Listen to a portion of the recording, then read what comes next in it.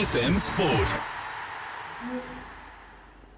Hi Laura, it's the start of, I guess, a long period of test cricket for you guys, because you'll play 6 in the next 5 years. I don't know if you've even thought about that, but why do you think it's important to play test cricket, and what can you gain from this match? Yeah, I'm definitely excited. I don't know if we have one next year though, which is a bit sad. But yeah, I absolutely love Test cricket. I think it's sort of the purest form of the game, and to be able to play it is always such an awesome opportunity. Definitely going to enjoy every second of the game starting tomorrow. And yeah, I'd love to have way more of it in the calendar, but yeah, unfortunately we don't get to play that often. But yeah, I think just being exposed to it is amazing.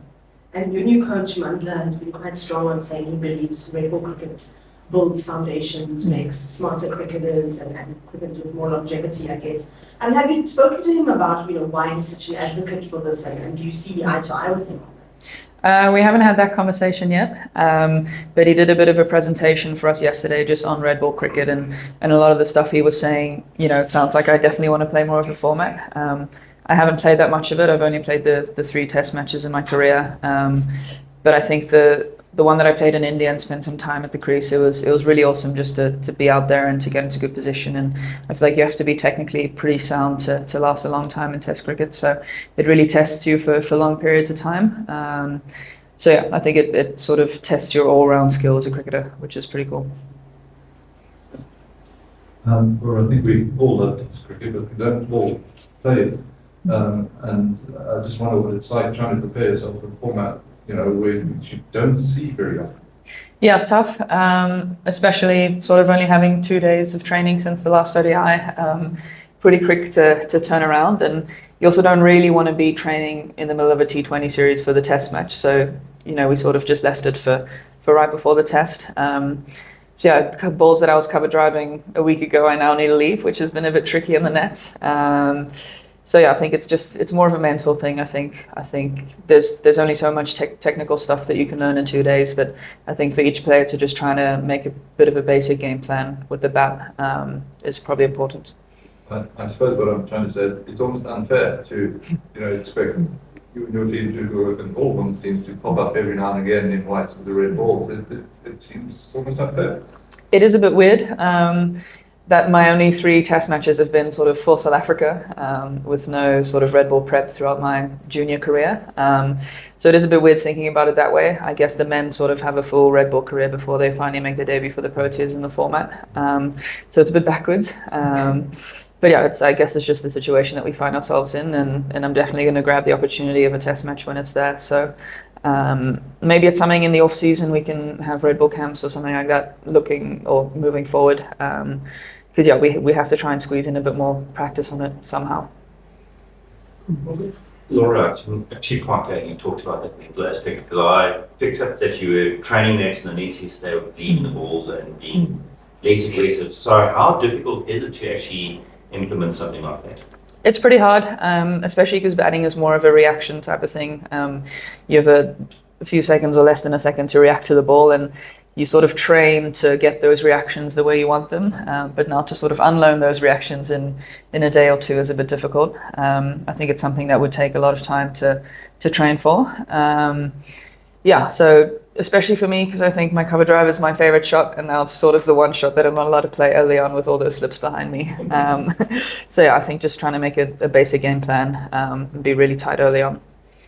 And how big of a deal is it for you that this is the first test in home soil in 22 years? None of you have experienced it before. England, of course, played a lot of tests at home, so massive moment. Yeah, amazing. I don't think we've played much cricket here in Bloemfontein either. I think we had 1 game here a couple of years ago, so it's really cool to be here. It's going to be nice and hot out there, so I think all of us are sort of mentally preparing for a long 4 days and a big challenge. But yeah, very special. I hope we get a decent crowd out. I have some family coming as well, so it's going to be really nice to have some home support. And does it add a bit of pressure that it's a home test, first one in a long time?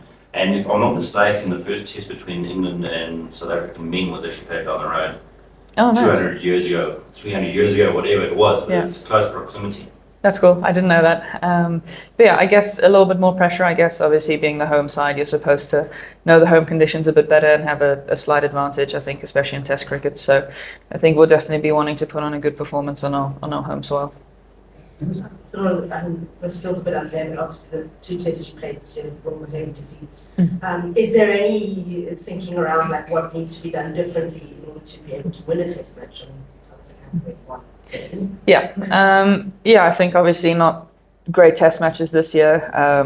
Tough conditions. I think Perth was a tough game. You know, the swing and the bounce was a bit crazy, and then India totally different. You know, they scored like 500 on day one, and then the pitch got really hard after that.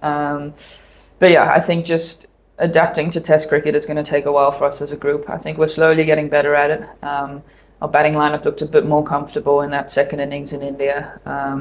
Slowly sort of getting the hang of the patience and being consistent for long periods of time. And I think it's going to be the same thing for our bowlers to sort of not get bored and hit the same length over and over again. I think it'll really test us as cricketers as well, test who can, you know, do the basics well for a long period of time. In T20 cricket, you can sometimes get away with a bit of inconsistency because it almost, you know, it's almost what the game is to keep mixing it up. Whereas in Test cricket, we've got to be on the money for long periods of time, so we'll see. And we do ask the men about the women's team, so I have to ask you, you know, that the men are 1 win away from the World Test Championship final. Has that created a sense of greater interest, do you think, around wanting to play Test cricket? And, you know, how do you as a team reflect on what they're doing, if you do? Yeah, we were all watching that game the other day. It was a very cool Test match to watch. It's obviously really nice to see them doing well and to see them almost in the final of that Test Championship. And I hope that it just sparks interest around the country to watch more Test cricket. I thought it was a really exciting game to watch, and if they make that Test final, I'll definitely be watching the whole thing. So hopefully, if there's a bit more of a buzz around Test cricket in the country, people will be keen to watch us as well. So.